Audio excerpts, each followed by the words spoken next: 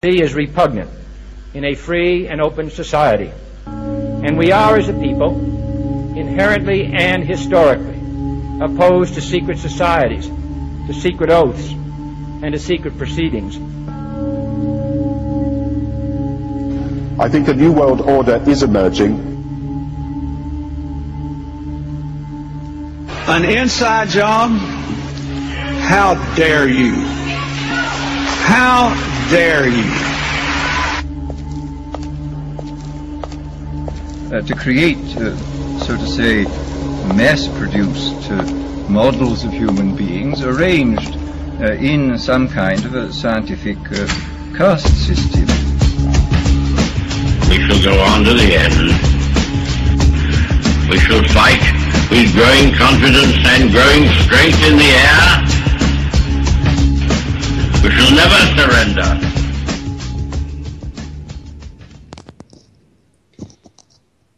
Good day, everybody. This is UCY.tv with the Solvinur event. How you doing, everybody? It's the 6th of July 2015, and today we are dual broadcasting this. I have Vince on the line. Hi Vince, how you doing? Good morning, Walter.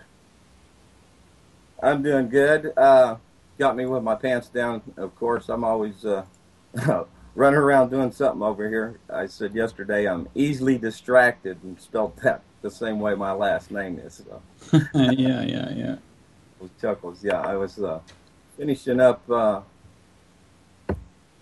sharing this notification around a little bit, and I just like to say good morning to everybody when I'm doing so, and got an invite out over there to World Truth Real Liberty Media, who broadcasts UCY on channel 24 there. You're welcome to come join the chat here and join in the discussion.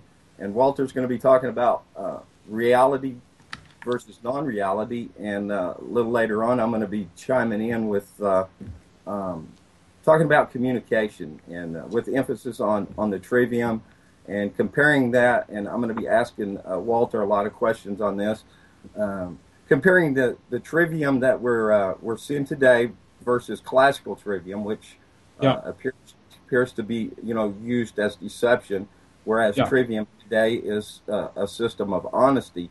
Well, and a little light emphasis on comparing it to the NVC, nonviolent communication, which is fairly new to me. But looking at both, perhaps they're not one and the same, and we might. No, they are not. Yes. So, anyways, I know that Walter, you introduced me to the TRIVIUM. Actually, first I had heard of it is when you had come on over here to UCY, and I guess my natural evolution of examining my thinking probably would have brought me to it eventually, but it was you, in fact, that did do so. Cool. And with our interaction, you really set me on a recourse to re-examining my thinking, my beliefs, my notions, and so forth. And I found that due to logical fallacy, the use of them, which I'm still plenty guilty of, I'm sure, and I've seen experts talk about it. Me too. Yeah. And in their presentation, they're using logical fallacies left and right. Yeah, they do. And so I'm certainly don't hope to be any better than that. But you're quite apt at this. So as I was saying, I had to call bull on myself on some things and go back and say, hey, how am I going to talk about something, and to be fair, Yeah, that's the use of the TRIVIUM quite correctly. It's to examine yourself also. You mentioned the classical TRIVIUM and the TRIVIUM of today. The TRIVIUM of today would be called the TRIVIUM method. And that's indeed different from the classical TRIVIUM. All right, but let's get into this article that I'll put in the chat room also. Copy that. Put that in the chat room. Yes. I caught this from Jules, who actually said she would be listening, but I don't see her in the chat yet, so she'll have to catch this at the podcast.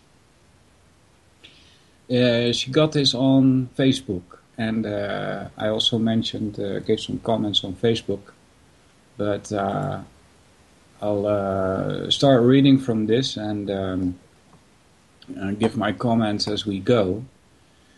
An experiment by Australian scientists has proven that what happens to particles in the past is only decided when they are observed and measured in the future.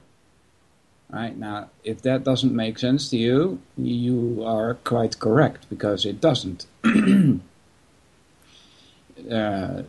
Things don't happen in the past. Things happen now. And you cannot observe something in the future. You can observe something now. Right? So there's the first, it already starts out, making no sense at all. Until such time, reality is just an abstraction, they claim. Quantum physics is a weird world. It studies subatomic particles, which are the essential building blocks of reality. Alright, so now we'll take that claim that subatomic particles are essential building blocks of reality. Okay, just keep that in mind. All matter, including ourselves, are made up of them. Alright, now there's an assumption right there that you yourself are matter. Right, there's no proof for that assumption at all. But the laws governing the tiny microscopic world seem to be different to those dictating how larger objects behave in our macroscopic reality. Quantum laws tend to contradict common sense. Well, no, they don't only contradict common sense, they are contradictory, point. That's it. At that level, one thing can be two different things simultaneously and be at two different places at the same time. All right? That's a contradiction. And I'm a philosopher, all right? I dare call myself a philosopher. And I'm telling you, nature has no contradictions. Right? So there's something wrong here, either with the observations or with the interpretation of the observations. Continuing, two particles can be entangled and when one changes its state, the other will also do so immediately. Now, it's entanglement. If they are at opposite ends of the universe, that doesn't matter if they... Space, length doesn't seem to influence how these particles react. Seemingly acting faster than the speed of light. Right? That information travels faster than the speed of light. If you change one bit of the particle, then its entangled bit will also change. So that's information that's being transferred. All right?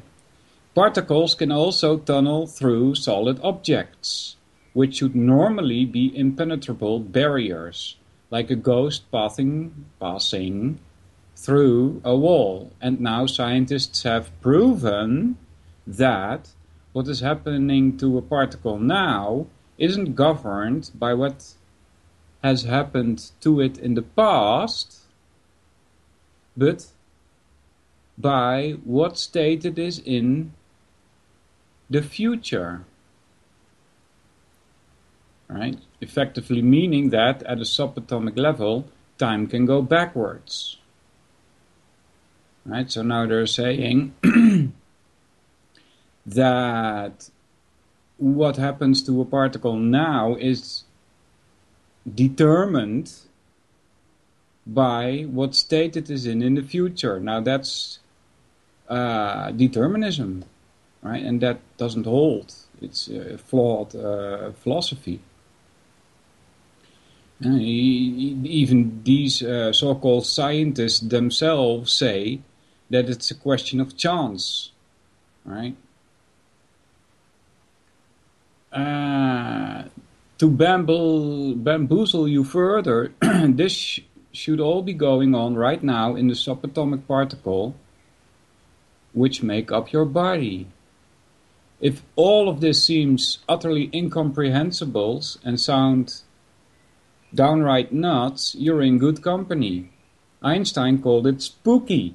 And Niels Bohr, who I also have more respect for than any other, a pioneer of quantum theory, once said, "If quantum mechanics hasn't profoundly shocked you, you haven't understood it yet." All right.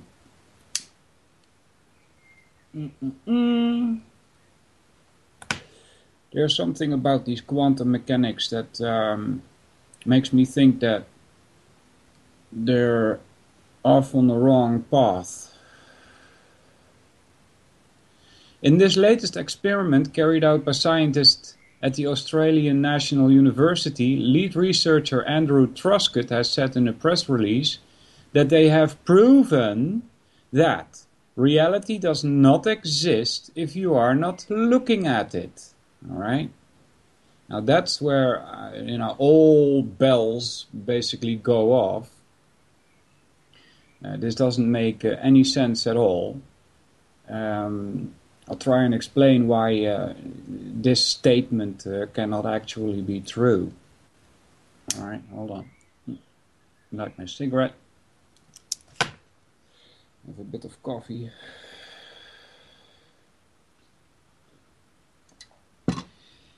Now, let's tear this apart, right? Reality does not exist if you are not looking at it. What they are saying is that they need an observer.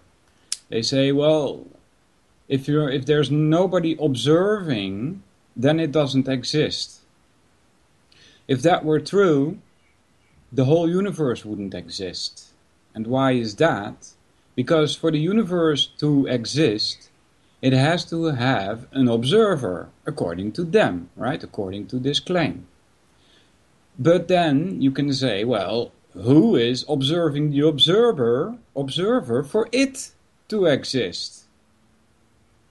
Right? And who's observing that observer for it to exist? And so you can go on into infinity, and that is a flawed reasoning. You can't reason like that and be expected to be taken seriously. Right? So this whole statement falls into pieces. Scientists have shown long ago that a particle of light, called a photon, can be both a wave and a particle by using the so-called double-slit experiment. It showed that when light is shown at two slits in a screen, a photon is able to pass through one of them as a particle and both of them as a wave. Right, and he continues an explanation. Photons are weird. Right? This is a preamble to try to confuse you. Right? There are no such things as weird things in nature. You can see the effect yourself when shining, weird meaning contradictory, right? You can see the effect yourself when shining a light through two narrow slots. The light behaves both like a particle going through each slot and casting direct light on the wall behind it, and like a wave generating an interference pattern resulting in more than two stripes of light. Right? If you haven't ever seen double slit experiment with light, you can just Google that and figure that out. You can see that. Quantum physics postulates that the reason for this is that a particle lacks definite physical properties and is defined only by the probabilities of it being in different states. You could say it exists in a suspended state, a sort of superanimation, until it is actually observed. At which point it takes on the form of either a particle or a wave, while still having the properties of both. Right? Now this also doesn't make sense, because you see the board where the light hits the board, you see those lines of interference, right? But that's not the point of observation. The point of observation is actually when the photon hits your eye. Right? That's the point of observation. So when you see those patterns on the board, you know that's not actually the point of observation, right? All right. There's more to this article. I'm not going to read this all.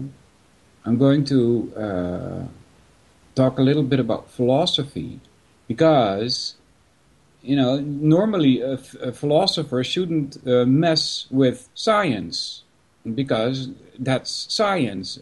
I'm a philosopher, I'm not a scientist. However, since scientists, and I call it trespassing, are now trespassing on philosophical ideas like the nature of reality, I am forced to speak out. Right? They're trespassing on my field now.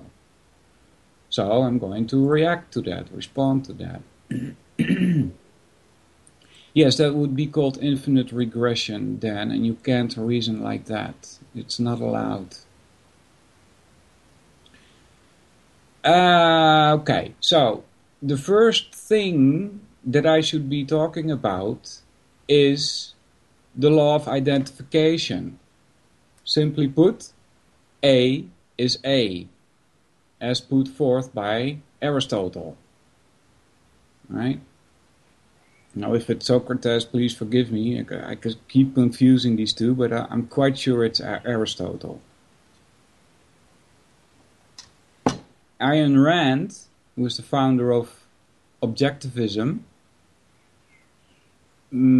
also is standing for this bit, that A is A, and it's the law of identification, which is also known as the law of non-contradiction. Why? Because there are no contradictions in nature. If there were, it would be a fracking mess. Because you can't have contradictions existing, both of them. Only one or none are true. Right? There is no, and as a philosopher, I'm telling you, there is no difference between reality and truth. And those are concepts that go well together. Right? So, because there is this law of identification, A is A, it means that something, which you can also hear as something, is something in particular. It is whatever it is. And it's not something else. Right? This may sound a bit difficult, but it's not too hard to understand. That's what the law of identification means. Something, or something, is something in particular, and not something else. Right? That's the whole principle of this law. It's not for nothing called a law. It's a basis for valid reasoning. And so in this quantum nonsense, they tell you, well, it is and it isn't. Well, no, that's not allowed. You can't do that. It is or it isn't. Not both at the same time. That's a contradiction. And that can't happen. All right?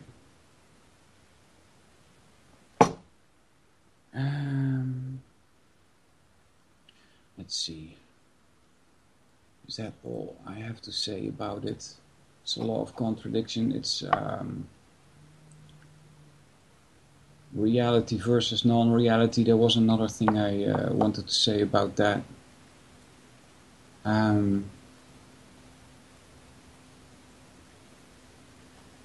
It's is it a subjectivist view? Yes. It's like it's a bit of Kantian philosophy that has taken over science as we know it today, where according to the Kantian philosophy you cannot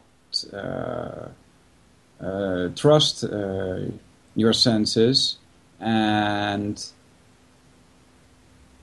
to observe reality, and he then therefore tries to obliterate reality as it is, and he will claim, this Kant, that reality should conform to whatever you are perceiving. Right? That's turning the world upside down. If you perceive something and it doesn't conform to reality, then there's something wrong with the interpretation of what you are perceiving.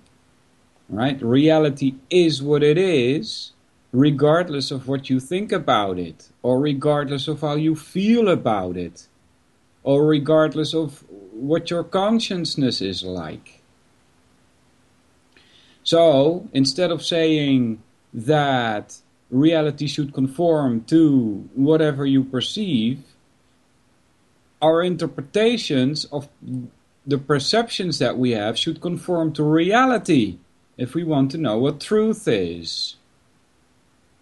Right? There was a philosopher, teacher who explained it very nicely, while at the same time claiming that he did not disprove the Kantian philosophy at this point. I tend to disagree on that part, because I think it's a very good argument, a very good comparison that he makes. He gives this example of 3 people in a car in the middle of the night, and they're driving down the road, and the objectivist is holding the steering wheel, and there's a skepticist with him, and a Kantian philosopher is with him. And so the objectivist says, well, I better look at the road carefully and steer if there is a bend coming, so that we don't drive into a ditch. Right? Now that's another way of saying, I better make sure that the things that I perceive, I interpret correctly in order for it to come at truth. All right? And then the skepticist, he says, well, how do you know that you're not already in a ditch? That's a skeptic view. And the Kantian says, well, why don't you just steer and let the road conform to your steering? Right?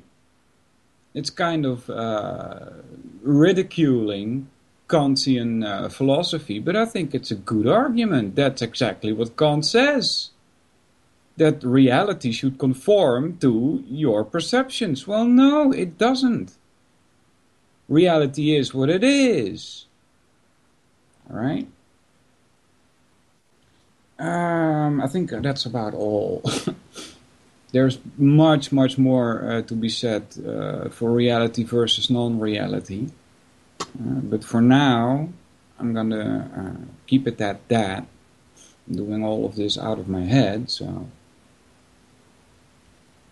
I'm still researching this myself from an objectivist point of view. Most of what objectivism stands for, I can agree with. So, there you go. Did you get any of that, Vince? Did I confuse you, or was it making sense more or less? Vince has to get his mic working, I guess. Okay, here I go. Okay, to be honest, you're like Hal and like Jules.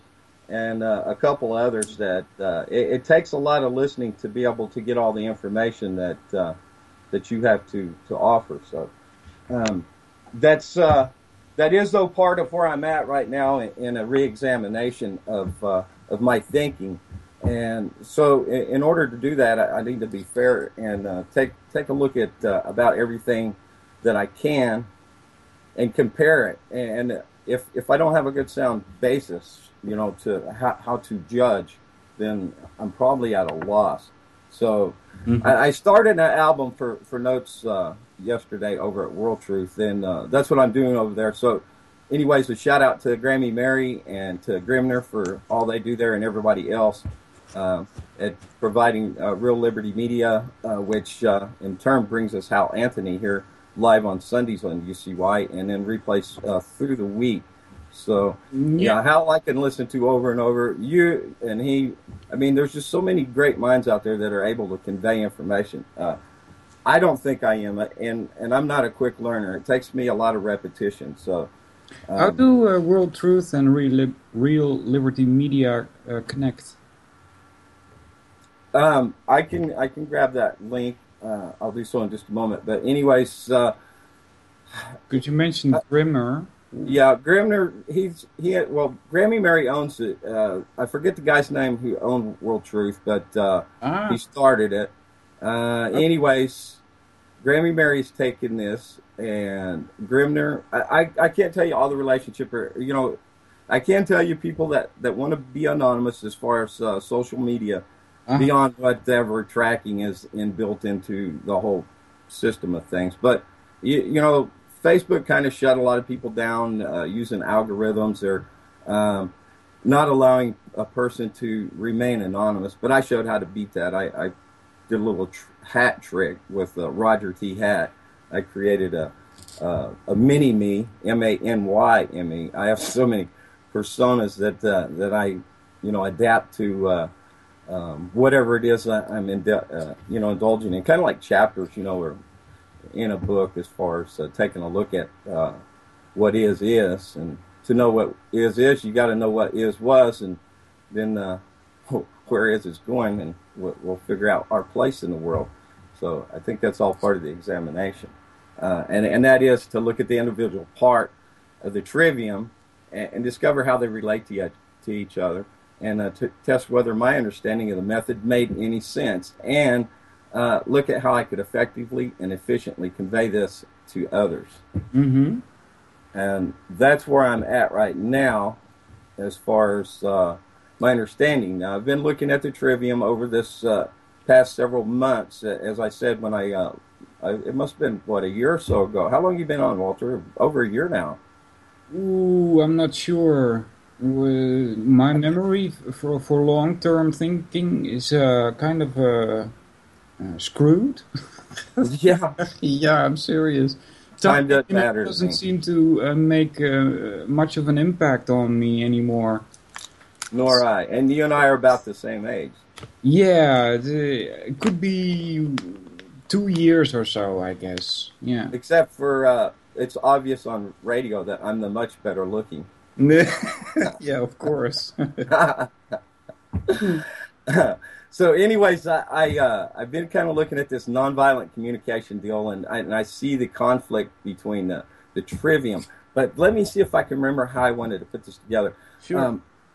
Although the trivium is the trivium method, let me clarify that, because as you will clarify, there is a difference between the classical trivium and the trivium method as pertains to today. Yeah. So the trivium method is a good way to get a logical look at what is, and to keep from confusing any issues. And it's also works well as a boundary to say, well, listen, if you wish to use a logical fallacy, then okay, but then you incorporate that. And I'm going to take parts of it where I may, but the nonviolent communication, I think the idea is very good. And you don't have to tell everything. You don't have to be honest. You don't have to tell your wife that dress makes her butt look big. and so on. There's a difference between honesty and truthfulness, okay? And sometimes we don't have to be completely honest, well, or truthful, or which way would that be? Goes back into the communication. So anyways, the trivium method pertains to mind, and the elementary three are general grammar and Aristotle logic, classical rhetoric, and that they comprise the first three. General grammar I left out. No, you said that. Okay. They comprise the first three rules based on the subjects from the several liberal arts. And as these disciplines are learned and practiced together, they form the overarching symbiotic system for establishing clarity and consistency of personal thought, I'm sorry, called the trivium. So 1, 2, and 3 is general grammar, formal logic, and classical rhetoric. Answering the question of the who, what, where, and the when of a subject, and answers the why of a subject. That's logic. You should make a difference there. There's general grammar, and there's special grammar. Yes, and I think I have that included later on. Like I said, I'm building on this now, so this is rudimentary of what I got right now. And so, since it is necessary and so complicated to for some, perhaps myself, I'm really starting to catch on a lot. You know, I kind of had a sense of things without having to define what logical fallacy someone, myself included, may be using. When you back up to the trivium, it just, if it doesn't line up, then you don't even have to know the name of the fallacy in order to realize that we're not getting, or perhaps we're coming from a priori stand. So I wanted to ask you to tell us the difference now between the trivium method and the classical trivium, because I think the classical trivium was used more for control of the masses, the classes, and so forth, whereas today the trivium method, we're learning it for ourselves to think for ourselves, and not to learn from somebody, but to actually learn to teach ourselves. Yeah. Well, from what I understood, I guess I could say two things about the classical trivium that would make you think that it has been used against us, and it is, and it has. And that's because they put it out of order. That's the most important thing that you got to keep in mind if you want to tackle this problem that we face, which is mind manipulation. Right? The trivium, the classical trivium, is a form of mind control. And they do that by placing things out of order, right? Like you said, it's correct. General grammar comes first, then logic, then rhetoric. However, because they present things at school, for instance, and in the media with a logic first, there's the problem. That's the key part why people are being mind controlled. They are using your own reasoning capabilities against you because they start with logic first. Well, you should be starting with grammar first. Why is that? Because if you take a closer look at what grammar is, which is who, what, where, and when of a specific subject, then you look at what logic is, which answers the question of why. All right, so general grammar answers the question of who, where, what, and when. Logic answers the question why. So if you start with the second one, if you start with the logical reasoning, you would ask why. Well, if you ask yourself why, then naturally you should be asking yourself, well, why what? What are you talking about? Right? So you automatically should go back to the grammar part, which is what. Right? So before you start using logic, you should first get the information. In the grammar part is also known as the knowledge part. This is your raw data, and you on a specific subject, and you should always try to get as much raw data on a specific subject as you can. And when you've gathered all of the information that belongs to a certain topic, then you can start comparing these bits of information, which you can also see as building blocks, and see how they fit together. Now this is when you start using logic, because sometimes when you've gathered a body of knowledge, right, this is your bits of information, your whole data set, then there can come about contradictions. And these contradictions can arise in two different ways. One is that you've been lied to, right? This is most of the time this is the case, especially when listening to radio or watching TV or listening to politicians or, you name it, teachers.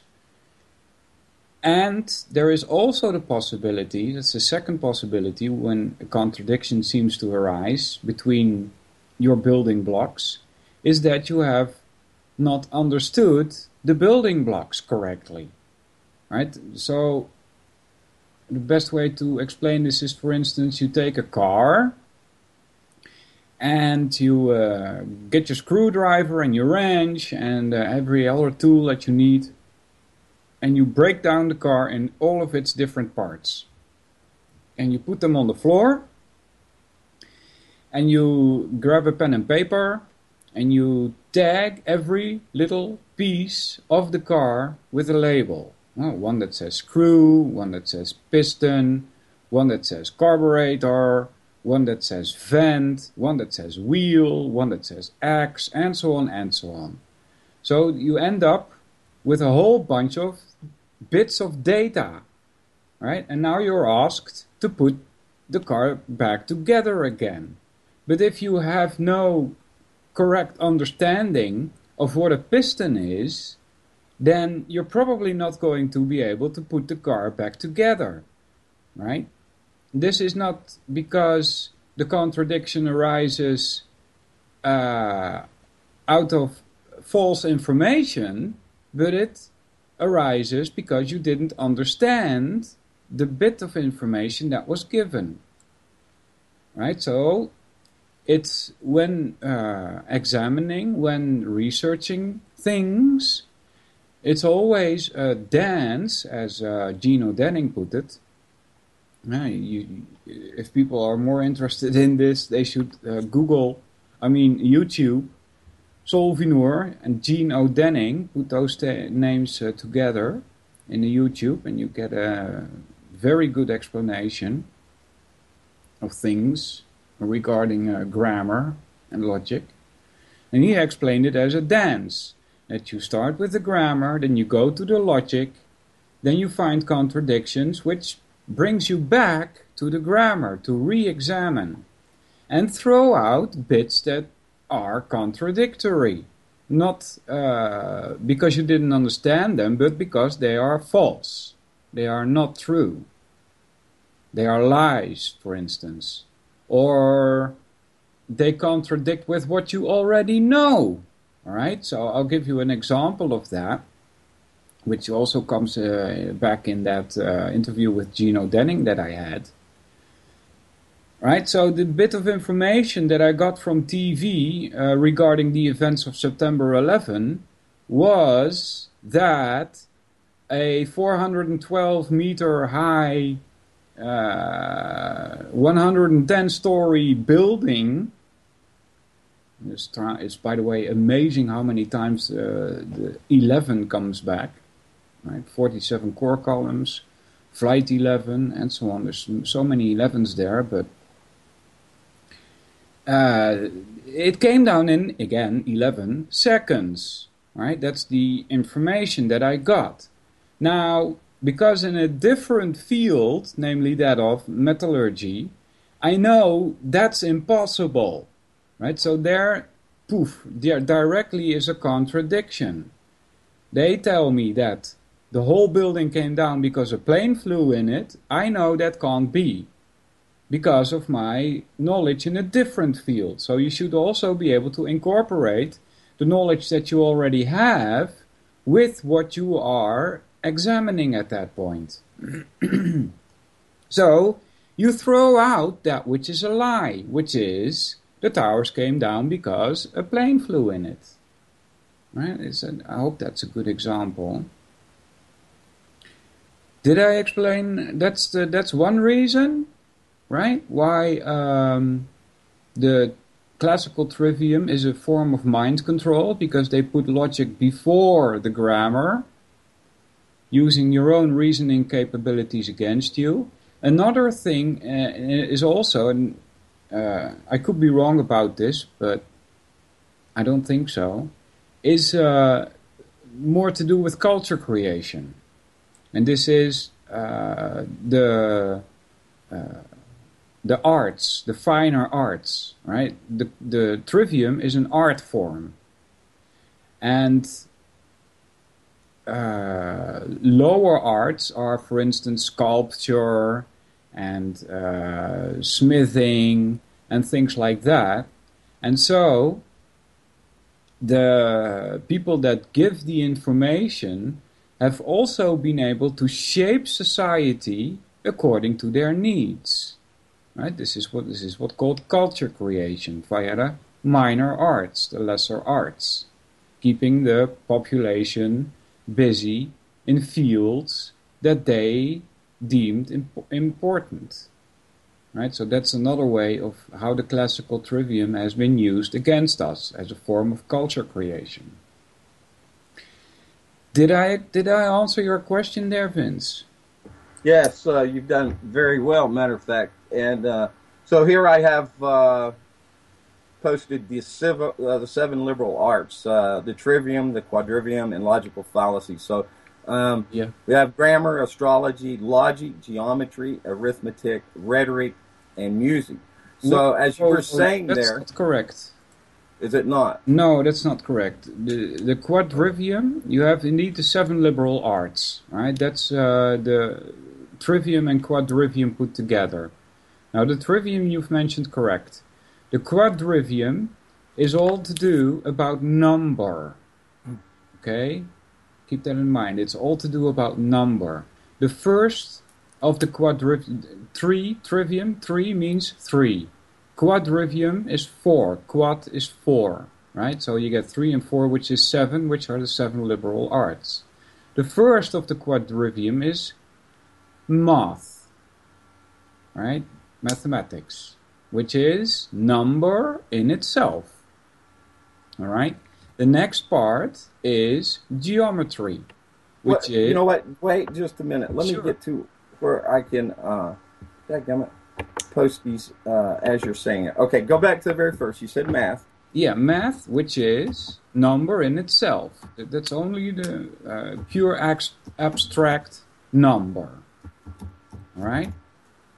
Then comes geometry, which is number in space.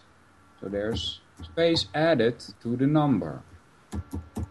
Next is music, which is number in time. Right, so space and time are 2 elements now added. Then the last part is astronomy, which is number in space and time. So it's all about number. Right, so that's the quadrivium. Yes, the quadrivium.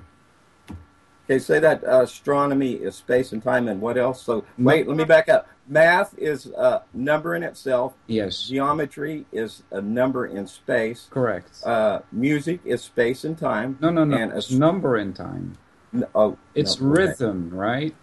Okay. It's number in time. All right, hold on. Let's see. Okay. All right. Number and time or in time? In time. Okay. Gotcha. It's like in space. Okay. And then astronomy. Yes. That's It is number. what? It's also number in time and space. Got it. Cool.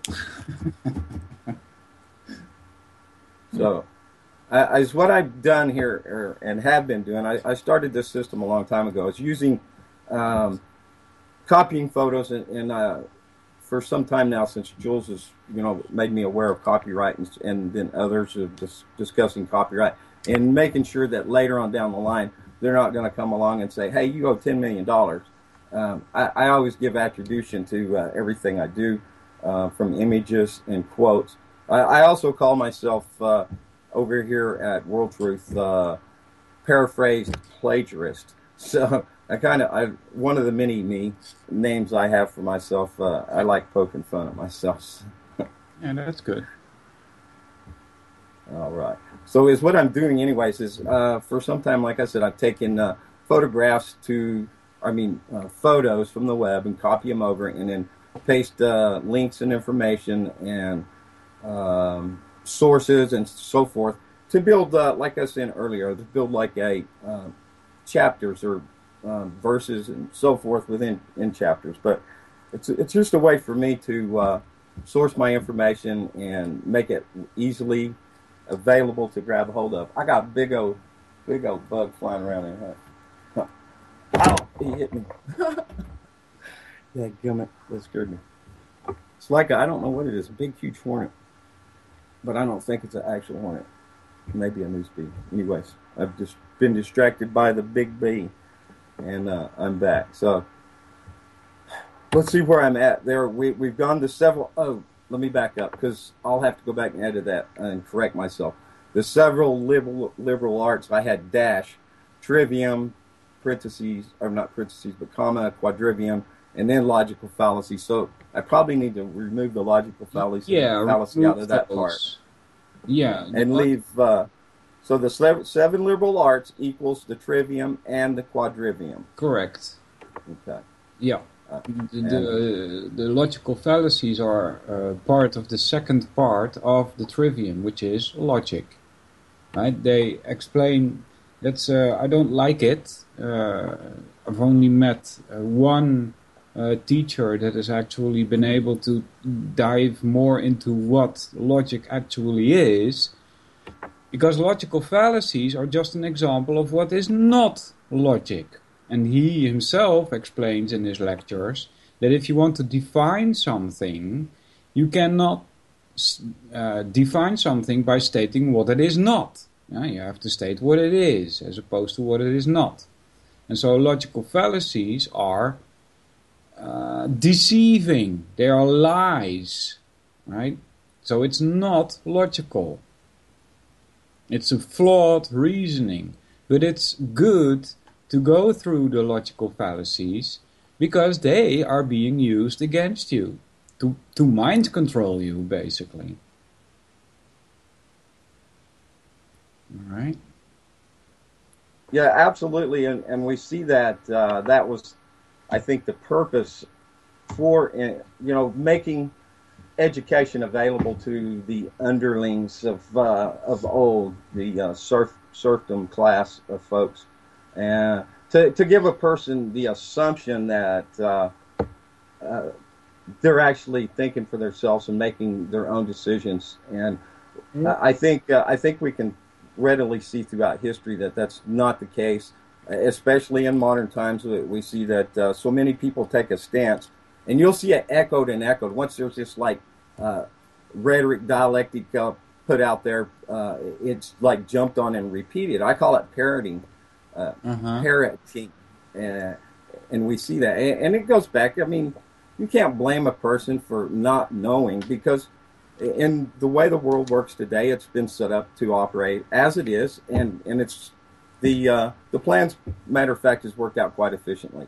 Yeah, which is about giving people the idea that they thought of it themselves is called the Delphi technique. And that's also being used indeed to mind control people, to make them think that they actually came up with the idea, but it has been carefully planted into people's minds. Delphi what? Delphi technique. Technique. Yes. Delphi technique. I will Google that and I'll put the link in the chat. It's very interesting. Delphi technique. Delphi methods, Delphi technique at PDF. Widely used and accepted method for gathering data from respondents within their domain. No. There's it's like a knife, right? There's two sides to it. All right. People just have to Google this.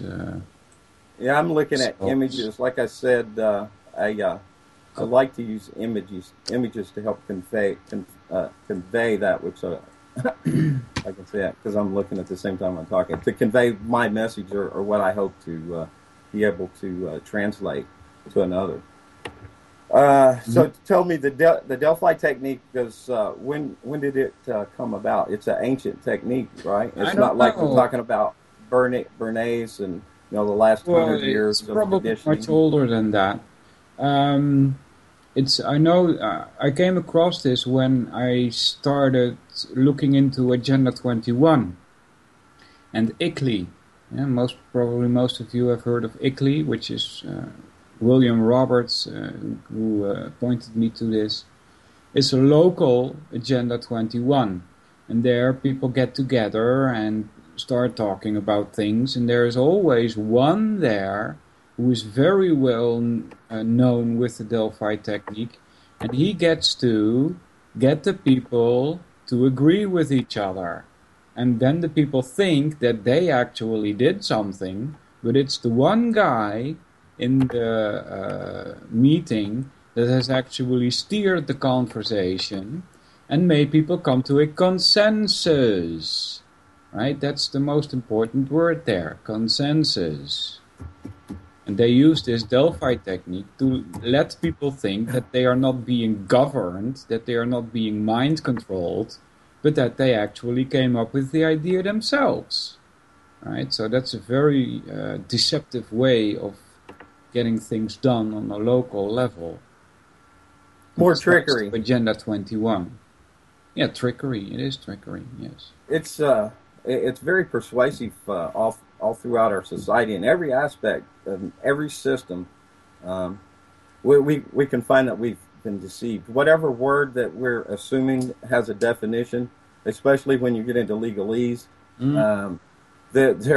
it's night and day. One thing to understand in court is not to comprehend, but to surrender authority by standing under. On and on and on. And this is why the trivium, I think, is so important, because, like you said, putting in order the correct manner in which to answer the questions. And let's see, I just did the wrong one. And as usual, I'm thinking, talking, and typing at the same time. Anyways, I will let me say hi to Denmark. I think they may have got in by now. Circline and Flash over there, pretty close to your part of the world. We've been in conversation here at World Truth, and very interesting folks. Have perhaps a little different idea as far as notions go, as far as the hows and whys and who we are here as existence in the universe.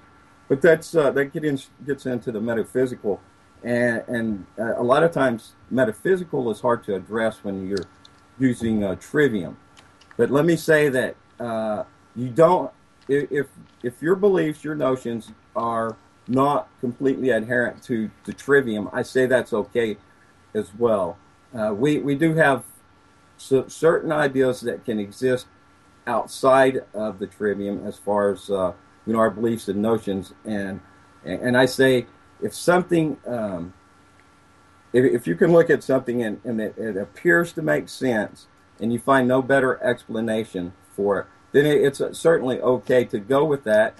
And the trivium then would give you a fallback. So if you have new information, it's okay to change your opinion, your view, your stance, your notion, your belief, whatever word you like to insert there. It's okay to change that as new information becomes available. Mm-hmm. But like I said, some things cannot be answered by the trivium, and you don't always have to use the complete totality of honesty in response to each and every individual. And that's where I think, even though we find it's been installed too as a directive, the nonviolent communication, it's my opinion that it's part of mind control, just for the simple use of that term. But it is okay to communicate with a person in a nonviolent form. That means that you don't have to attack them. You don't have to use ad hominem. You don't have to knock their beliefs. You don't have to try to discredit them or change their point of view, because it's not your obligation. It's not your duty. It's not your right.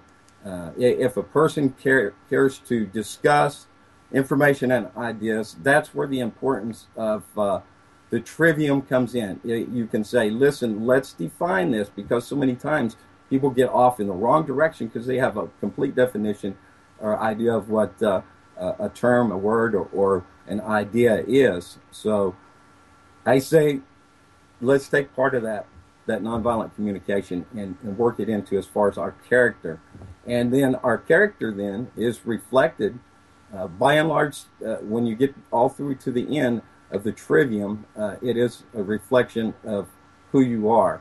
And I my beliefs, if I can use that word, and I hate using some words because they're so tied to certain things, certain ideas.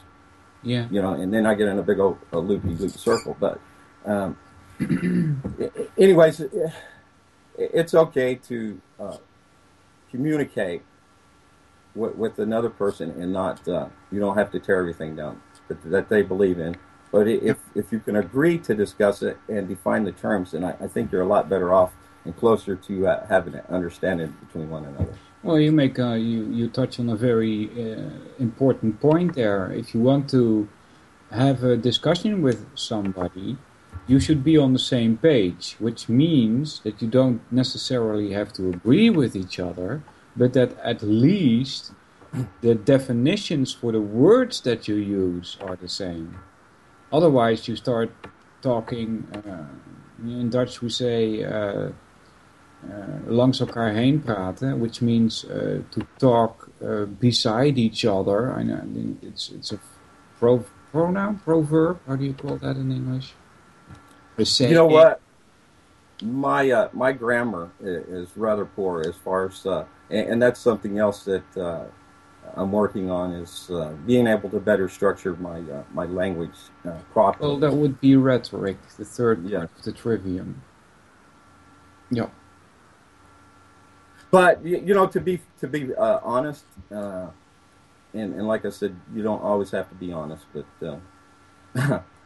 or is that truthful? But actually, it is my opinion that where the nonviolent communication method that they've kind of basically trying to take over or adapt or evolve the trivium method into, which who knows where that's going. I know Daryl Becker's been a guest on Live Free FM. He's a proponent of nonviolent communication, and the idea I do like.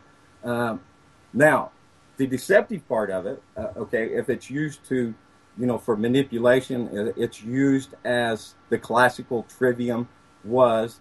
I got to say, it's probably okay to be a little dishonest, if not deceptive, when dealing with some people, especially if you're talking about an idiot or a bigot or whatever thinking group that they may be in.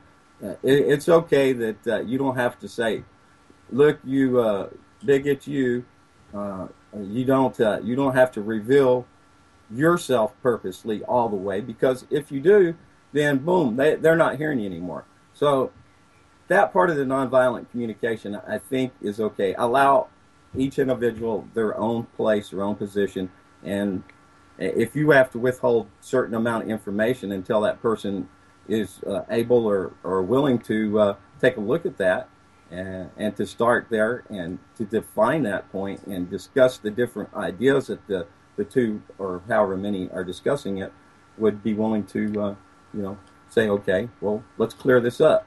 But not everybody's willing to do that. So the trivium is not always trivium method is not always necessary, or nor indeed is it desirable at times.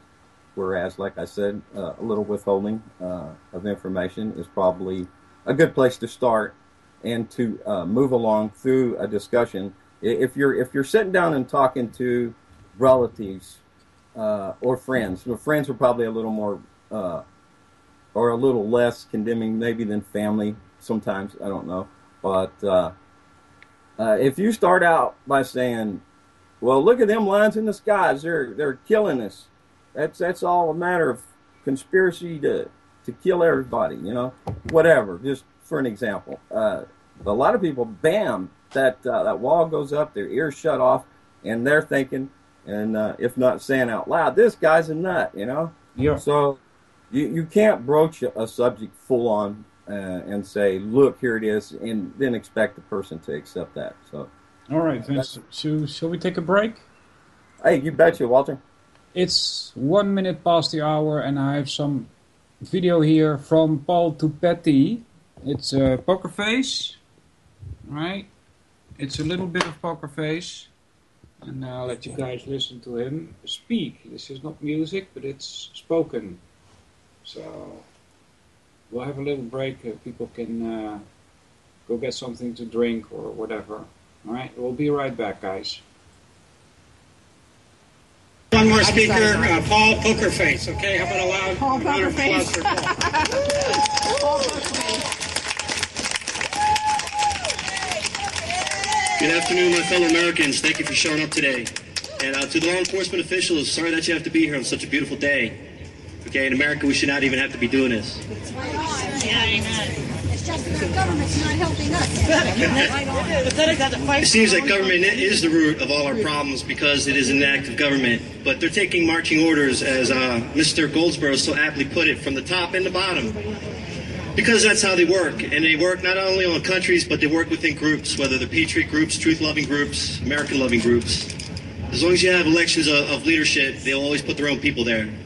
Okay, so always beware of the Judas goats because they're everywhere. Now, what we need to address, and what Mr. Goldsboro said, the problem here is globalism, all right? Illegal immigration is an ugly symptom of it, all right? Now, being a son of a Mexican national who's now a legal immigrant, who's now a naturalized citizen, my mom goes way back in this country, but on my dad's side, I'm a first generation. Now, when he came, every year we had to go to Mexico to get his visa renewed, right? That's what a legal person or trying to get legal status here naturally does. What we have problems with are line jumpers. If you jump the line at Disney World, what happens? They kick you out of the ballpark, okay? Here in America, they give you everything but the bathwater, right? That's right.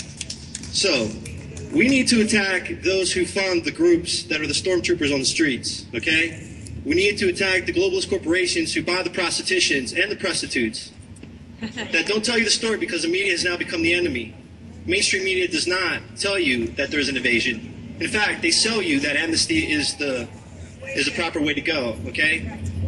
Now, many things that Ronnie Reagan did, the Amnesty Act that he did in '86 was wrong for America, and now we're seeing the fruits of it, okay? Now with Jorge in office, he's only trying to put the final nail in the coffin of America. And I just recently got back from a 3-week vacation to Mexico because I love to go visit my dad's family. They're beautiful people. It's a beautiful country. They got more miles of beaches that you can enjoy all year round than any other place in the world, all right? Mexico's a beautiful country, tons of beautiful people, okay? wonderful food, wonderful culture. Now, on my last visitation, it sickened me to see how much of Babylon we've exported in terms of the Mickey D's, in terms of the Kentucky Fried Chickens, in terms of the 7-Elevens. Mexico doesn't need that, okay? Just as much as we don't need the southwest of our country to be Latinized. I love my Hispanic side of myself, but Mexico is Mexico, America's America, all right? Keep it that way. Keep it that way. Now, talking about the illegal immigration issue, my cousins in Mexico brought up a couple things. China's flooding Mexico with Chinese, and they hate it just as much as we hate the slave wages invasion we're having here. Okay, and there are a lot of them are actually not buying Chinese-made goods. I wish more Americans did that. Okay, because it all comes down to economics. If we can starve the globalists, we can free an America. All right. Yep. Now the globalist corporations, they have no loyalty to God, country, or family. Nope. They have loyalty to the money. Yep. Okay. Anything that you can do locally. Anything that you can do to help your neighbor is helping an American, all right? Anything you can do to expose a politician, a prostitute, or anybody that's a helper, okay, needs to be outed, whether it's on the blog, whether it's to your community, whether it's to your neighbor. It happens, it starts with you, it starts with me, okay? As an individual, which is what America is about, the freedom of the individual, sovereign individual, okay, is paramount. And that's what we have to teach, not just ourselves, but our younger generation and the generation that comes after them. All right? Being born an American, we were given a gift. And unfortunately, most of us take it for granted. And what we need to export to the world is not the socialistic democracy, okay, the constitutional republic freedom. Because I pledge allegiance to the flag of the United States of America and to this... Republic! Republic! Thank you. Okay? Not democracy. Right? It's more garbage that they sell to us in schools and sell to us on the news. All right? So to defeat globalism, we need to elect officials that destroy NAFTA. Look, to all the groups that are protesting, if you really love the Hispanic invaders that are coming here, then you march with me down to Washington, D.C. and demand that NAFTA get overturned, that the World Trade Organization gets destroyed, that tariffs and trade get destroyed, okay? That is the vehicle that they're using to subvert our Constitution. Now, when I was in Mexico, I asked my cousin, I said, well, what do you think about becoming a Mexi-Americanadiano? And they're like, what? A Mexi-Americanadiano? Well, dude, you're going to be part of the North American Union, so you might as well get used to that label. It's like, Mexico first, man. I'm like, yeah, America first, man. All right. So there's a lot of individuals from Canada, America, and Mexico that do not want any of this global garbage, okay? Stop buying Chinese-made goods, okay? It's made with slave labor. All right, a lot of it's polluted. We're finding out how much of the food, how many of our animals need to die, okay? Don't they always experiment with the animals first to see if it works? And then they try it on the humans? And why are we importing food from China? I thought we were like the breadbasket of the world, right? Okay. Again, it's all about the money. Okay, so the solution is the local solution. What we can grow, what we can create and make for ourselves, start the globalists. Make it happen here, okay? America starts here. Harrisburg is a beautiful place to start with. Okay, God bless. Amen. All right, guys. That was Paul Tupetti. One more speaker. Oops. Don't start again. Welcome back, everybody. This is UCY.tv with the Solvinur event. I'm your host, Walter Hendricks, coming to you from the Netherlands. Today, like last week, I have Vince on with me. Are you there, buddy? I am here. And as always, I'm running in all kinds of directions, trying to bring my thoughts into reality, or my perception into reality. And I'll add, and this is from Ronnie Cook on Facebook, as long as corporations fund government and media, you're just being sold a bill of goods so that what you perceive is what they want you to perceive or believe. Or is this too Alice in Wonderland for you? Never mind it. He don't care, and he's only responsible for he and his, and that's Ronnie. That's what is it? Loud Voice in Texas. Pretty neat. I have other quotes over here on my, and like I said, I've been moving away from Facebook, but I have so much information there to be moving over to World Truth, and of course that's what I'm doing, my project now, anyways. And putting together and trying to sort it out and put it in order to produce another radio show. I'd like to produce it as a audio magazine, an odd blog, in a sense, and put it into segments, because of course the mind is conditioned today for not to be very to be able to look at information much more than just a few lines, a few minutes, or whatever. So I'd like to segment it into shorter. Of course, I'm just repeating myself here to make it more accessible or more understandable, and that's hard to do when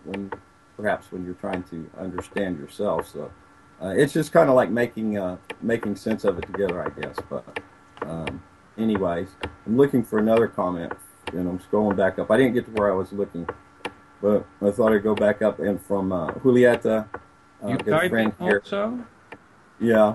Okay. And this is from Julieta, good friend of mine here, JJ's and the network, and Jose, who used to be on with me in the second hour.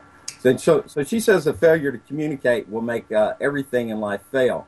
Nobody will know anything about you or what you do if you do not communicate. You will not know anything about somebody else or what that somebody else knows if you do not communicate. Let's halt the failure. Thank you, Julieta. Welcome everybody in the chat. There's Dan, JJ, Joe, Road, 2 times Vince, 1L Guipo, something like that. El Guapo. It means handsome. Oh, okay. And listener is there, and 2 unknowns. Welcome everybody. If you have any questions, you can put them in the chat. If you type them in capital letters, I can more easily spot them. All right. Any other questions about the Trivium, Vince? Yes, and 1 second, and I will get back to it as I'm multitasking. And boom, that's done. Back over here to the Trivium album that I have created, and let's see where I am at. Let's go to the fallacies. Yeah. Because, like I said, I'm guilty. I think everybody's guilty, and even those people that think they are not guilty are just as guilty. This comes from logicalfallacies.info. It says, what is a logical fallacy? A logical fallacy is, roughly speaking, an error of reasoning when somebody adopts a position or tries to persuade someone else to adopt a position. Based on a bad piece of reasoning, they commit a fallacy. I say, roughly speaking, because this definition has a few problems, the most important of which are outlined below. Some logical fallacies are more common than others, and so have been named and defined. And there's a long list and different list from a few to a great many. And I think you know the answer to that. And just 1 second, and I'll ask you. When people speak of logical fallacies, they often mean to refer to this collection of well-known errors of reasoning rather than to fallacies in the broader, more technical sense given above. So, as I said earlier, as you become more and more familiar with the Trivium, you recognize a fallacy without having to give it a name. So, Walter, I know you know quite a bit about this. Tell us about logical fallacies. Well, I'll just read this. I've done this before, but I think it's really important. This probably didn't come up at the website you have in front of you. Could you paste that in the chat room so I can take a look at it also? This is a description of fallacies, right? What is a fallacy? The word fallacy, out of my head, I think it's Latin, fallare, which means to lie or to deceive, all right? In order to understand what a fallacy is, one must understand what an argument is. Very briefly, an argument consists of one or more premises and one conclusion. A premise is a statement that is offered in support of a claim being made, which is the conclusion. There's two main types of arguments, deductive and inductive. And again, if you want to know more about this deductive and inductive, I do suggest looking at Gino Denning at YouTube. Just type in the YouTube, Gino Denning. One with Solvinur will come up also, amongst others, like Jan Irvin. And he has a lot to say about this. That's also a dance. He explains it also, the deductive and inductive reasoning, because one is from the bottom up and the other is from the top down. A deductive argument is an argument such that the premises provide complete support for the conclusion. All right, so I'll give you an example of this. This is a very much used example when trying to explain something. A premise, for instance, is premise number 1: all men are mortal. Right? That's a premise. That's the basic fact that you start from. That's called a major premise. Then there's also a minor premise. That's the second premise. Socrates is a man. Right? That's the second premise. So we have the first one: all men are mortal. The second one: Socrates is a man. Now you infer the conclusion, which is Socrates is mortal. This is a type of deductive argument, if I remember correct. Those two words look so much alike, deductive and inductive. So there are a lot of ways in which your logic is used against you, and one of those ways is by using fallacies, and there are many fallacies. There's a list of 42 which are most well known among researchers who do a little bit of research into the second part of the trivium, which is logic. This is brought forth by Dr. Michael C. Laboisiere, the author of a Macintosh tutorial named Fallacy Tutorial, has kindly agreed to allow the text of his work to appear as it is. It remains copyrighted 1995, and there's a list here of all of them, all of the 42 that he makes. There are more, but one that is a lot used is appeal to emotion, for instance. There's also appeal to fear, appeal to pity, appeal to spite. They all fall more or less under the banner of appeal to emotion, right? So we'll pick this one, appeal to emotion. It has a structure, and the structure is: 1. Favorable emotions are associated with X. Those can also be negative emotions. It's the same way of trying to influence what people decide, how they think. Right? So 1, favorable emotions are associated with X. Then, therefore, 2, X is true. This fallacy is committed when someone manipulates people's emotions in order to get them to accept a claim as being true. More formally, this sort of quote-unquote reasoning involves the substitution of various means of producing strong emotions in place of evidence for a claim. Right? I've said in one of my previous events that if you try to investigate something, try to keep your emotions out of it.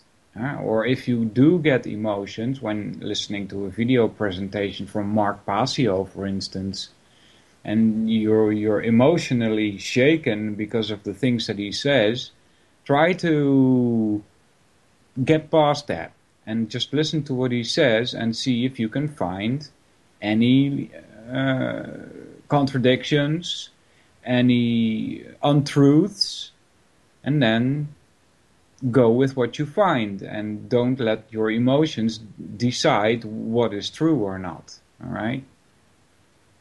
If the favorable emotions associated with X influence the person to accept X as true, because they, quote-unquote, feel good about X, then they have fallen prey to this fallacy. All right? Now, there are a lot of fallacies. Begging the question is one. One of the more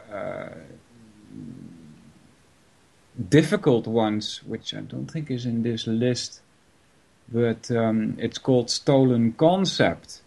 Now that one is very widely used when trying to disprove a claim that you make.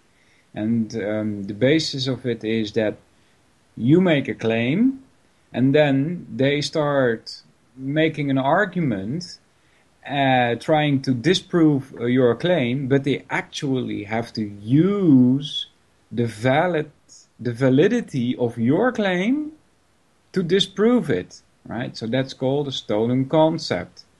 I advise people to look it up. Stolen concept. It's very widely used, and it's hard to detect. Hard to detect. Less hard to detect are circular reasoning. Those are easier to detect. Appeal to ridicule, easier to detect. Appeal to novelty, also pretty easy to detect. Right? Any comments, Vince? Yeah, so I'll bounce back a little bit there too. Sure. The inductive and deductive. Inductive would be more of the scientific approach where a person takes measurements, extrapolations, and so forth, and comes to a conclusion. Deductive would be used more in psychologically speaking of observations and making sense of patterns that you see, and that would lend to the belief that this is the norm. This is what I can expect. And so I guess my approach may probably be more of a deductive as far as my approach has been. So I guess I don't really go out and take any measurements. I don't take any samples. So I don't know if... Yeah, that's a scientific method, which is basically besides philosophy. That's a scientific method. When you're taking measurements, it's a scientific method. Okay, so yeah. So let me ask you then: when you are when you're having a discussion, and I myself refuse to debate.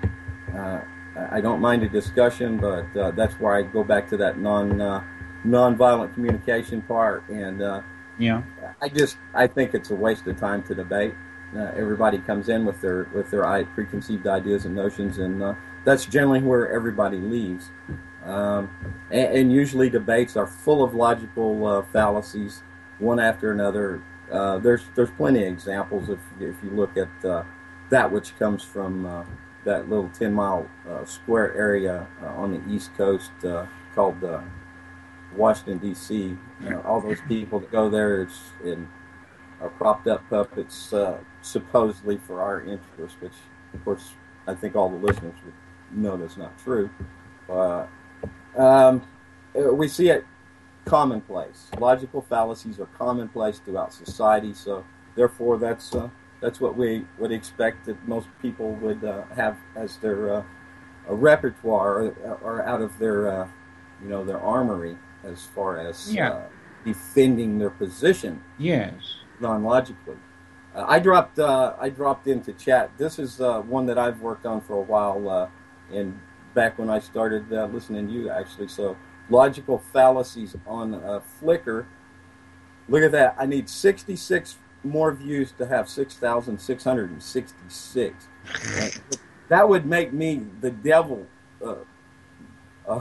many, many times over, right? Or is that just a logical fallacy? To assume a priori that everything has either one position or another. So if you come from the standpoint that and I assume that I probably fall here, that there's either good or bad. But then when you break that down, of course, there's more categories to that, whether it be religion, morality, and so forth. And again, going back to the logical fallacies, the trivium, the nonviolent communications, I just really think that our expression is an expression of ourselves. Our expressions express ourselves that makes us who we are. Like we was talking about last week, and I have some links for that on the micro expressions that we talked about.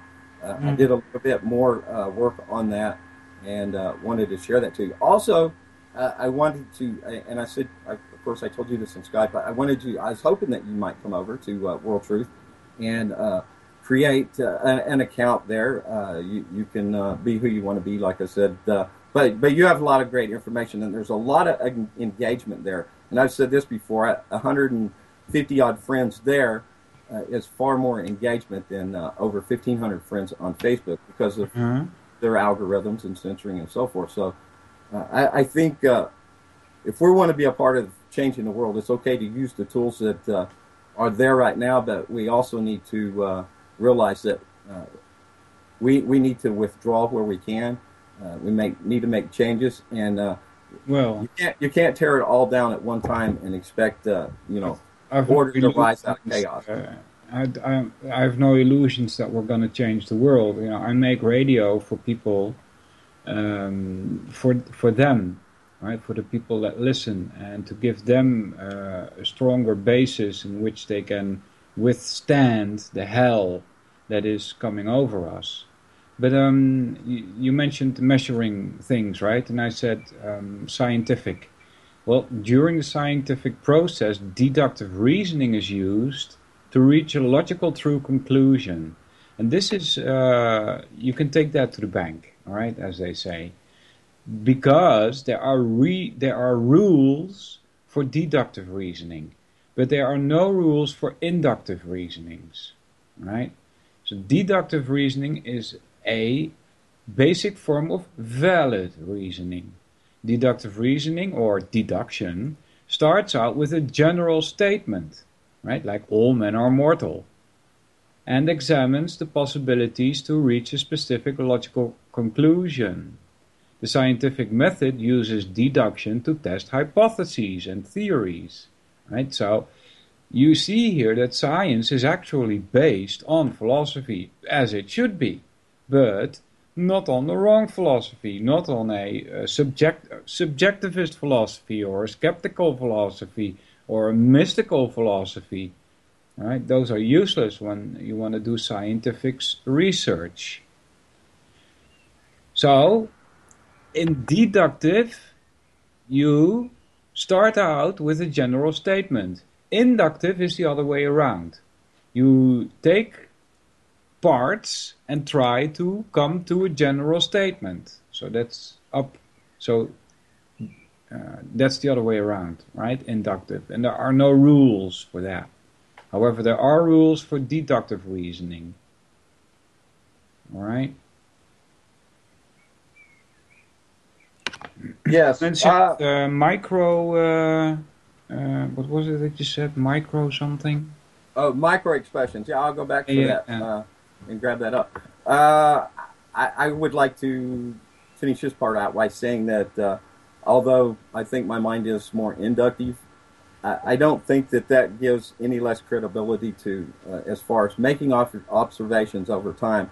After all, science is, the deductive is recreating the same experiment and getting the same results, and then you can come up with an idea that that's probably a fact. But facts are sometimes elusive. They're deductive, just as truth is just as elusive.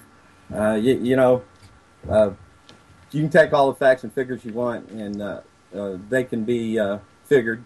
Facts can be figured, and figures can manipulate, and liars manipulate. So, you can't take any, like, say, a study on global warming or global cooling. There's a big debate on this, and you know what? I personally, it hit me just the other day, and of course, it was just so logical that it was already there. I already knew it, that I didn't even have to express it in thoughts to myself. Is that if let's say if global warming exists, and let's say it's not the global warming that is being cashed in upon by the so-called the Gore movement, okay? But if in fact there is global warming, and whether it be due to some technology gone awry from HARP, or whether it's just a natural cycle or whatever, but both sides, okay, the global warming, the global cooling, of course, both sides of that dialectic are working against each other for thesis. I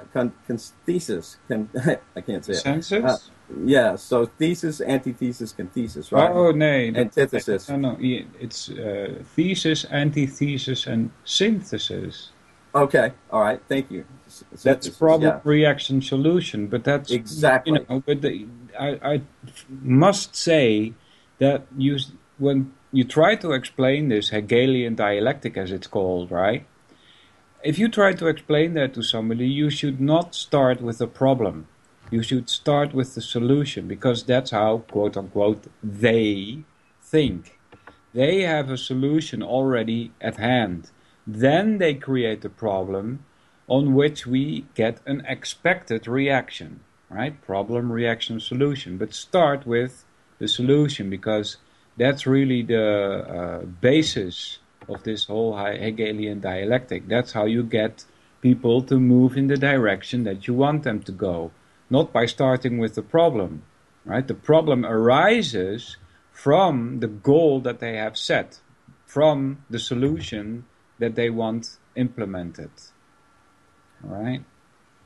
For certain, and that's my point indeed about the whole global cooling, global warming debate. Yeah. So if you really want to bring that synthesis about, you work both sides of it. So yeah, the reason I'm saying this, my observation over my lifetime, half a century, and of course this is a logical fallacy. I think appealing to authority, or is it that I remember a couple 2 or 3 decades ago at least, my uncle saying that talking about the old days, right? Yeah. You can't. You wasn't able to hang meat like they used to. They'd hang it to cure in the fall. They'd butcher a hog in the fall, hang it up, and let it cure. And it remained. I think temperatures. Now I may be wrong because I don't have the facts and figures in front of me. But my observation is we do not have consistent winters where we're below freezing in regions that should be below freezing, and crazy weather. So it appears to me that the world is a little warmer than it used to be, for whatever reason, whatever. And it doesn't matter if it is or it isn't, if it's an ice age coming that we're looking at. That right down the middle that they're wanting is carbon tax. You got to pay for the farts from cows because, hey, they're the problem. Yeah, in fact, for more than 1 million years, now all of a sudden that seems to be a problem. It is not. But if you use the example of your uncle, yes, that is an appeal to authority. The appeal to authority fallacy doesn't necessarily have to be an authority like a doctor or a teacher. It means anybody. The fallacy is that if you just accept what anybody says because he says so, then you've committed that fallacy. If you are presented with some information and you have not checked that information, then you are committing that fallacy. And what I wanted to mention about global warming is that, it's been going on for 12,000 years now, right? And it has nothing to do with man. It's more to do with the sun, right? Like Hal says, well, you're a heretic if you talk about the sun in regards to global warming. But yeah, that's the most important thing that we have, which gives warmth to the earth, right? Right. Who knows? There is extrapolated measurements that things are winding down, but even in a wind down, you have a pulsation. So even if you can measure the reduction in the strength of the sun, the size of the sun, it's still going to have variations, fluctuations, and cycles that might spit out a little more gas there. It's just burbling or whatever, gurgling through time, eternity, or however you care to define that. Parallel universes, multiverse, universe. What? Well, there's so many different ideas. I was kind of getting a little bit towards the metaphysics. The term multiverse is a contradiction in itself. Universe means one. One spoken word, one word. Well, yeah, that's one way of interpreting it. But the uni in universe means one. So, there is only one. Yes, so that's that word universe, as one, verse as, like a verse or spoken. Yeah, that could be, but I think it actually has a different, let me type it into Google.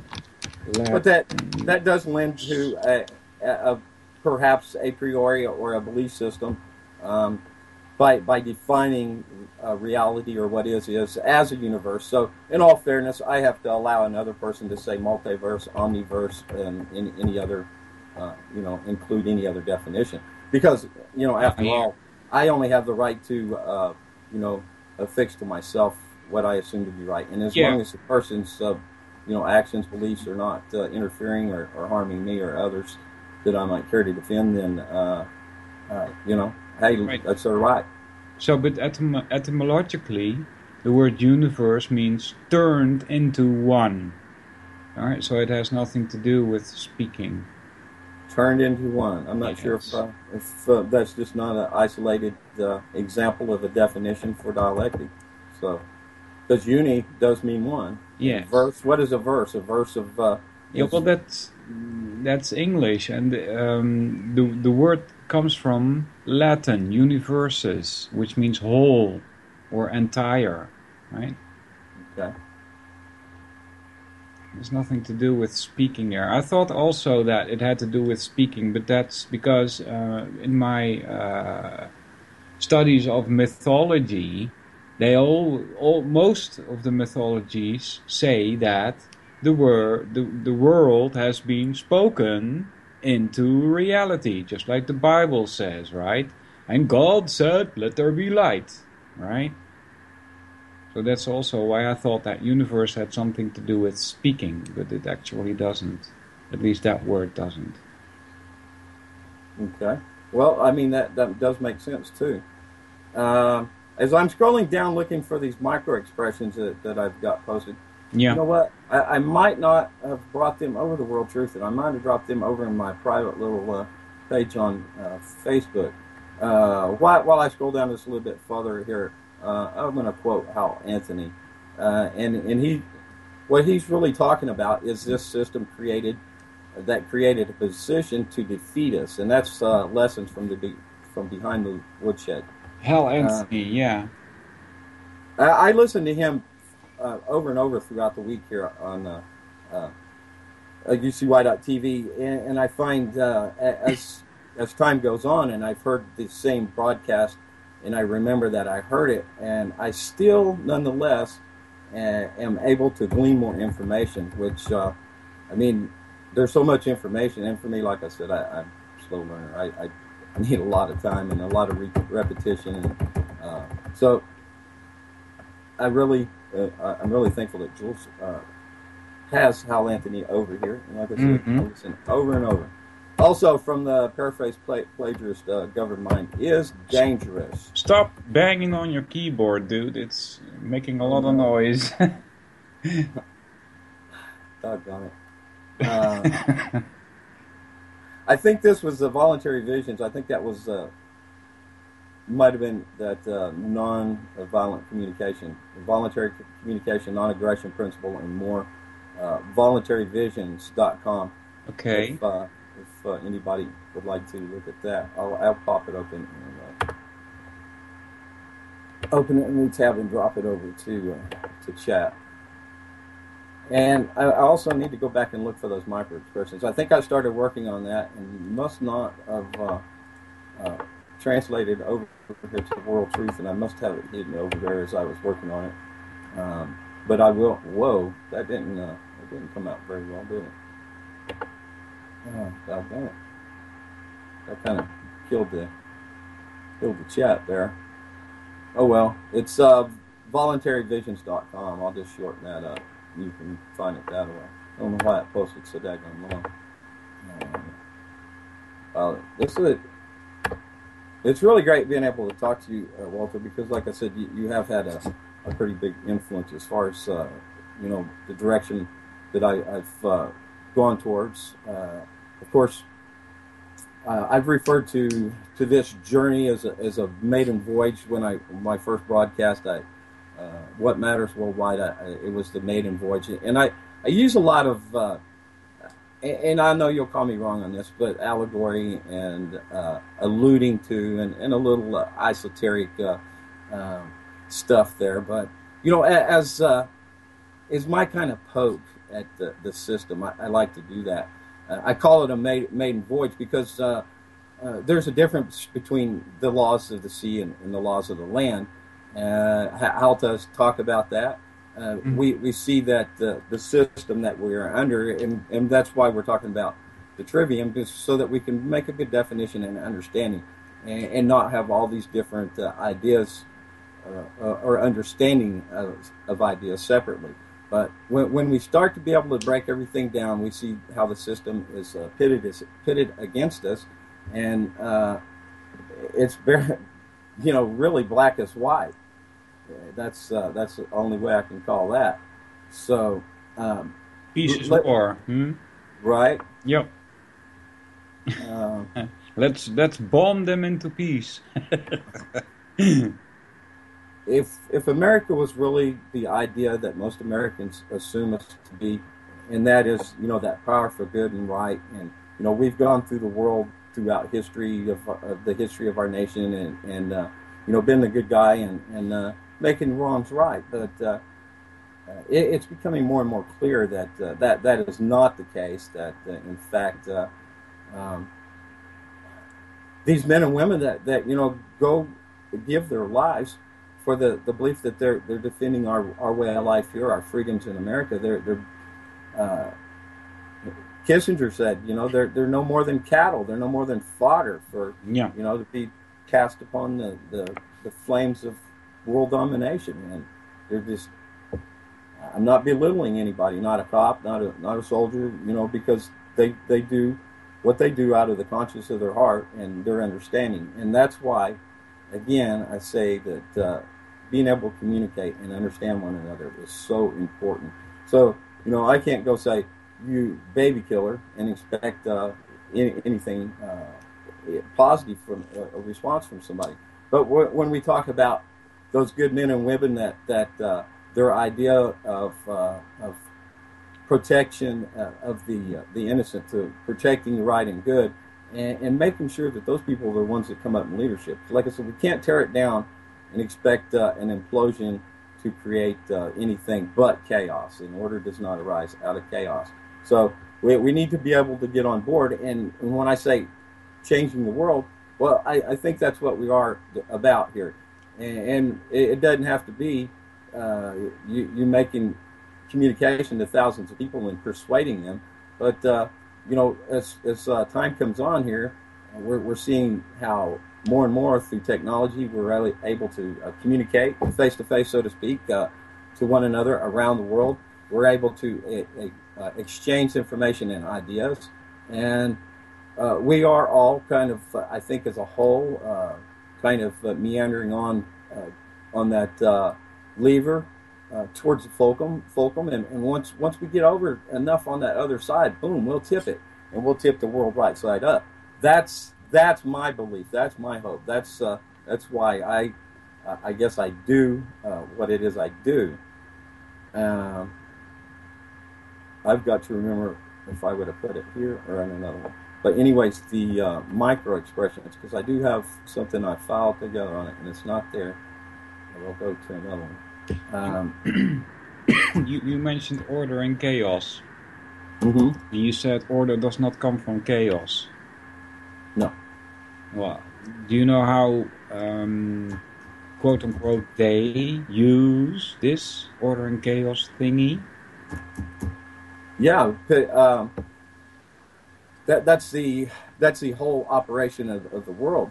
If you send in troops and munitions in to destroy a country in the name of democracy, or, and then the same guys that are making the money and putting out the whole notion that that's what we need to do anyways is the system. Then they go in and they make the money and repairs. They go in. What do? They go in and they bomb. But what's the order that they're looking for? Their order. It's not order as in lined out for to be productive and right and good. Their order is an order or control a group that then suppresses everything. For the past 100 years, it's so easy to go back and give study to how the whole system is controlled through each and every aspect of society, education, media, so forth. Well, you mentioned two things that are important as far as I can see. You mentioned destruction, yes, right, and you mentioned order. The order that they are looking for is the New World Order, and they get that by destruction, right? How is that? Because if you want to bring in something new, like a New World Order, you first have to destroy the old. Right? So by destroying the old, you get chaos, and from that you build on a new order. Right? So they actually, order does come from chaos, seen from their point of view. Yes, and it's all back again to black and white, up is down. And everything that is said is... Yeah, that's how they use to manipulate our thinking. Yeah, and it's by no means a new world order at all. I dropped in a series of links there into chat, and I did find that I did not finish my project there. I'd actually just put this as a start for my research on microexpression. So you can take those right there. I'll drop them over to you in Skype, so you'll just have them. I got it here. Okay. I was going to say, just so you didn't have to go try to retrieve them later on. Oh, it's an error. The requested URL was not found, so that link... Okay, I will have to just go grab them one at a time then and open them and then repost them, because I guess that's... Probably make a tiny URL of that. I actually have the capability of doing that. I haven't. Yeah, do that. Make a tiny URL of that and see what you get. I'll have to go back and it would take me just a little bit to be able to... So how is it not a new world order? What do you mean? It's an old world order, most certainly. I may have had the wrong one. This is I think, actually about the gut brain.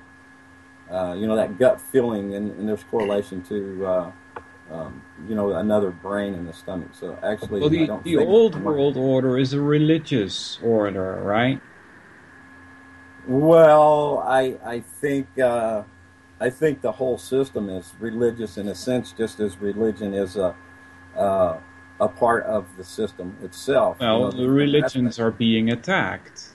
We've got to come, as Hal Anthony also explains, to a Gaia religion. That is a new religion, the earth worshipping religion, right? All the other religions are gone. They're under attack, very much so. And that's the old order. The new order is based on banks. Well, that's been around for a while. Bank of International Settlements, the World Bank, those three. it's just a refinement, I would say, of that same very order. I mean, we see generations of the same people, families, and those that they adopt into their order as having been control of the system all along. And it's, it propagates itself, and there are those that, just by the mere, how would I say that, just the way the people are made up, that those that strive for power and money, gravitate towards this. So even if it were not a group of conspirators throughout history implementing this so-called New World Order, the fact that the machine, the beast, operates as it does, it almost has its perpetual motion, because everybody has their place on the gear, and that momentum keeps going. And so, like I say, you can't just implode the machine and expect order to come out of that chaos. If you, withdraw where you may and allow these wheels to wind down, and along the way we need to hijack any system we can and adapt it towards the greater good. And again, I go back to right and wrong, and so sometimes it may be subjective. Well, the greater good, that's the destruction of the individual. Well, yeah, that don't really sound right, does it? That did not sound right. Kind of like communism, right? Yeah. So I didn't really do a good job. It's a really Masonic term, the greater good.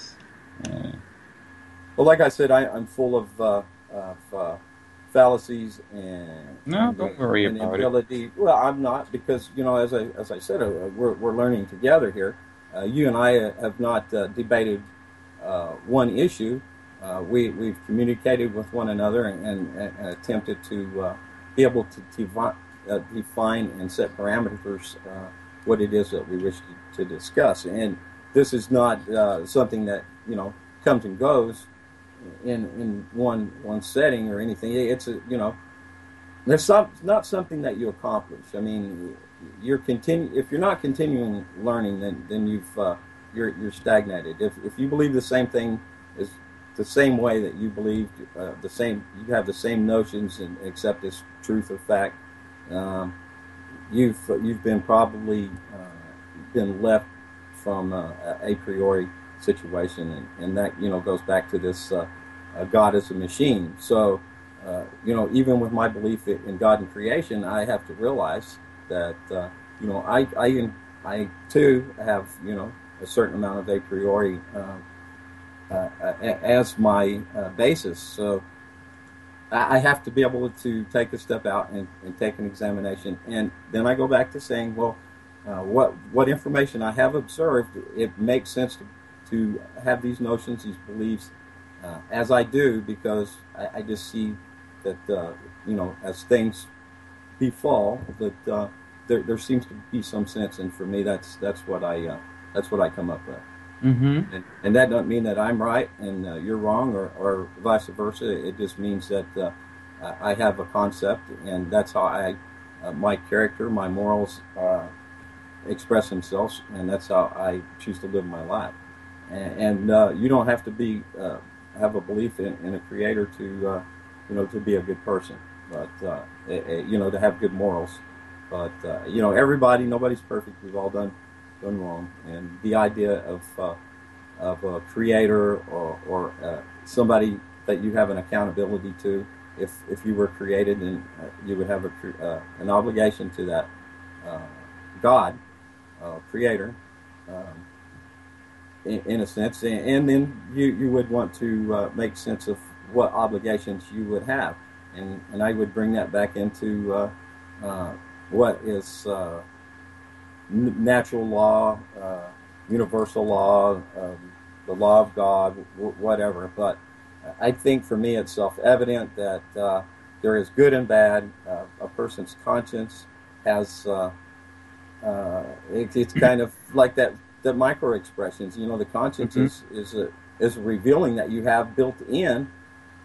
You can see micro expressions, the same expressions of different, whether it be joy or happiness or fear, You see it in primates too. I mean, Mm-hmm. there's just because there's a similarity doesn't necessarily mean that there is a connection. But I would assume that there would be. I'm not saying I believe in ape to man evolution. As a matter of fact, I believe in de-evolution personally. But we do see a commonality in all of creation, clear down to the very life force that makes us a being as we are, expressing ourselves. And so let's do this together and try to make sense of it and work towards the greater good, which to me is what is right and good. So I hate to be able to be tied into these cliches or whatever, but I do it all the time, so I guess it really doesn't bother me.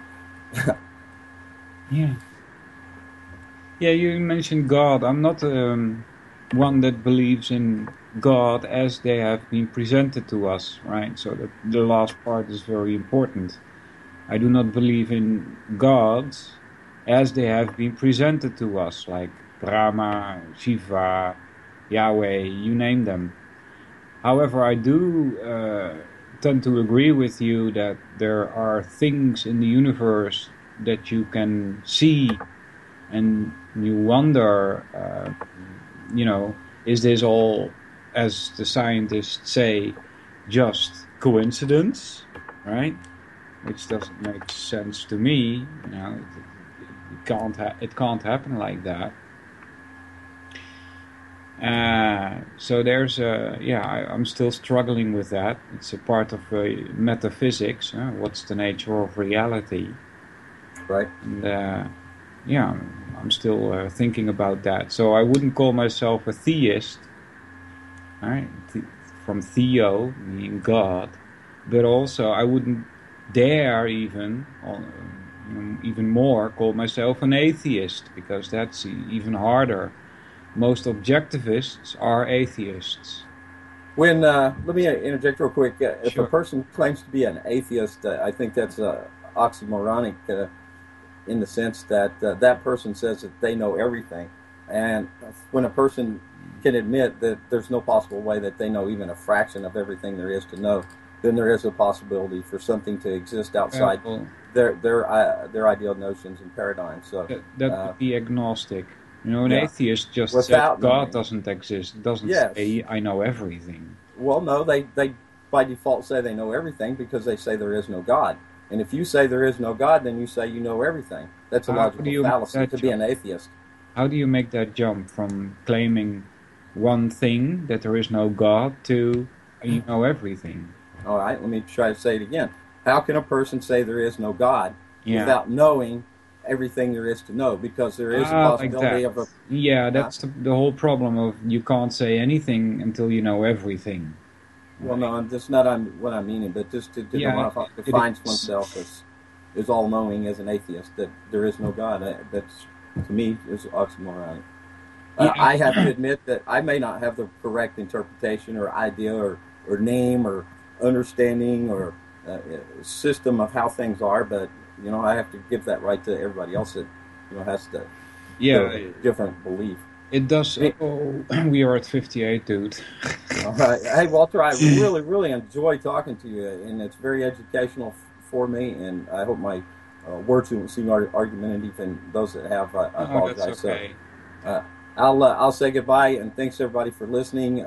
World Truth, World Liberty Media, UCY.TV, one broadcast to another over there, back and forth. So good friends there, Real Liberty Media. Thanks for joining, Vince. Thanks, brother. Big love, y'all. Thanks everybody in the chat room.